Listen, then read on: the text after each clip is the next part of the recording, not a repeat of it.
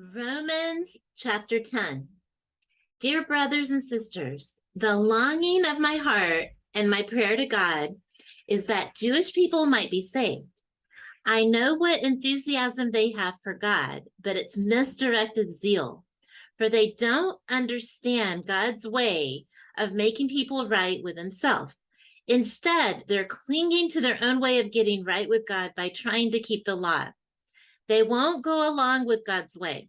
For Christ has accomplished the whole purpose of the law. All who believe in him are made right with God.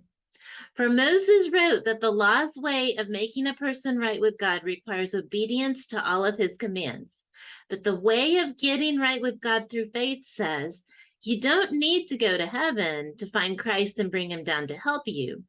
And it says, you don't need to go to the place of the dead to bring Christ back to life again. Salvation that comes from trusting Christ, which is the message we preach, is already within easy reach. In fact, the scriptures say the message is close at hand. It's on your lips and in your heart. For if you confess with your mouth that Jesus is Lord and believe in your heart that God raised him from the dead, you will be saved. For it is by believing in your heart that you are made right with God, and it is by confessing with your mouth that you are saved. As the scripture tells us, anyone who believes in him will not be disappointed. Jew and Gentile are the same in this respect. They all have the same Lord who generously gives his riches to all who ask for them.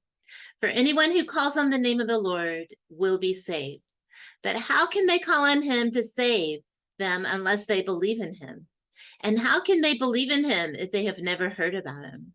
And how can they hear about him unless someone tells them?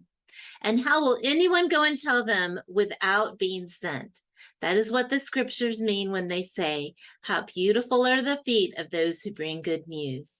But not everyone welcomes the good news. For Isaiah the prophet said, Lord, who has believed our message? Yet faith comes from listening to this message of good news, the good news about Jesus Christ. But what about the Jews? Have they actually heard the message? Yes, they have.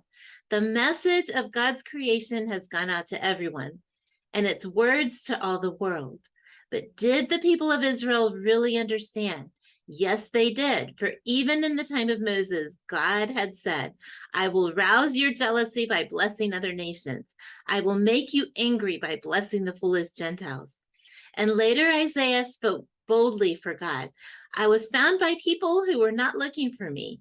I showed myself to those who were not asking for me.